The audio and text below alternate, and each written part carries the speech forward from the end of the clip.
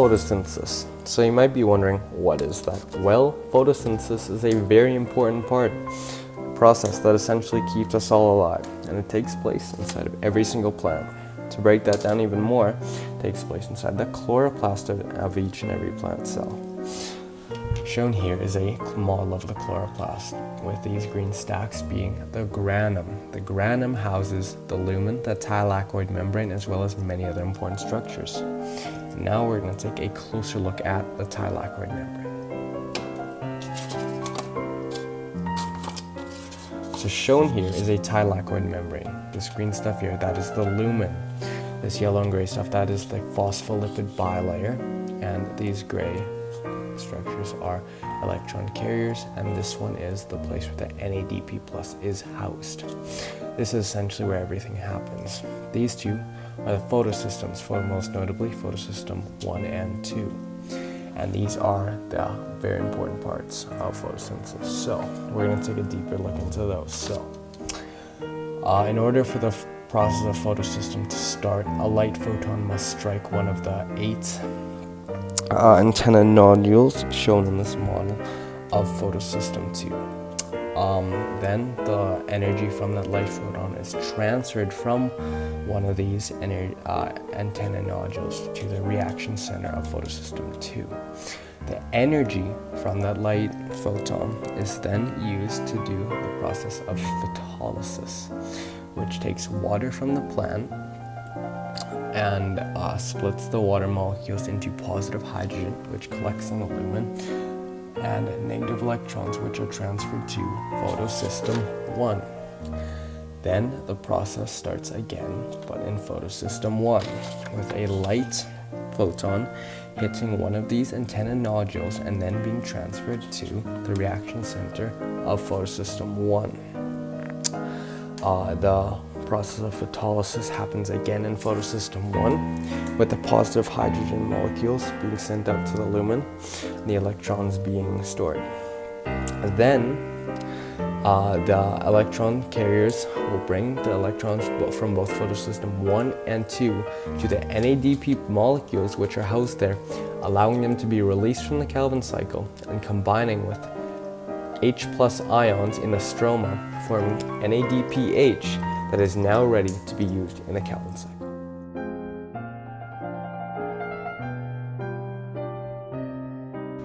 The Calvin cycle is a light-independent reaction. It has 3 stages. The first of that is carbon dioxide fixation.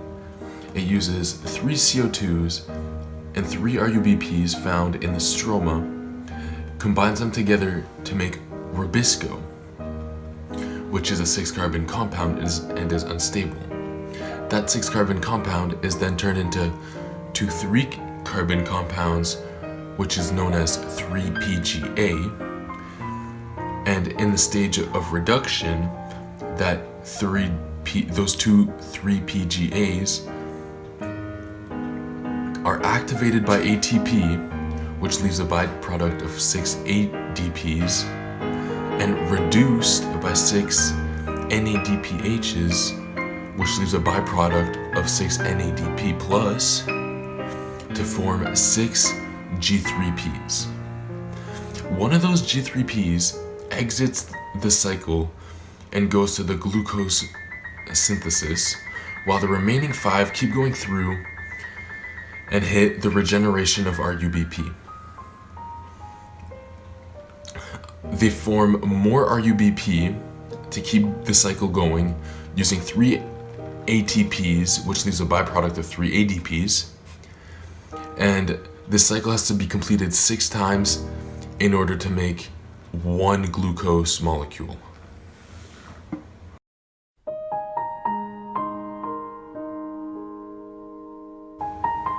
Chemiosmosis is hydrogen trying to go from high concentration to low concentration.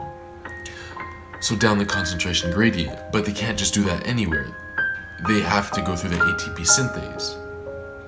And as they go through the ATP synthase, they spin a sort of turbine, which converts ADP into ATP using a phosphate.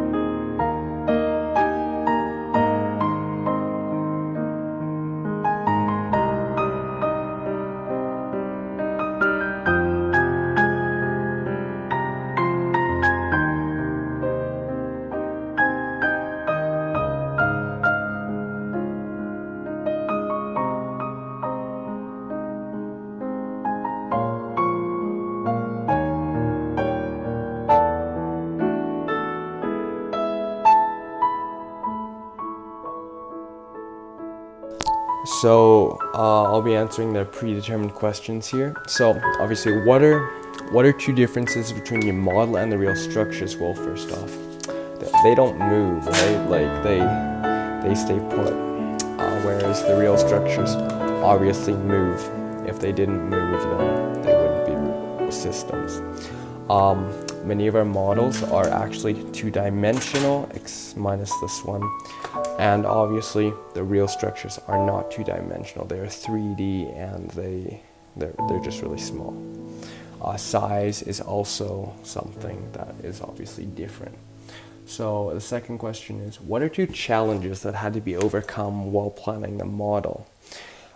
We actually had a lot of trouble cutting, painting, and sculpting the styrofoam. That is honestly a terrible medium to use. We had issues getting many parts of our project to come together as a single modular system. And we found that hot glue does not work on mints. That is a terrible way to do it. So don't make a granum out of mints. See, so the third question is, if you were to start this project again, what would you do differently? Well, as a group, we would attempt to make a better schedule and budget our time better, to be quite honest. This would result in more efficiency and I guess a support system, so that if we were to fall behind our schedule, we would still finish on time. Secondly, we would definitely use a different medium for the models. We made many of them out of styrofoam, which was very difficult to cut, paint, and sculpt in general. We would probably use a simpler medium, maybe cardboard or literally anything else, to be quite honest.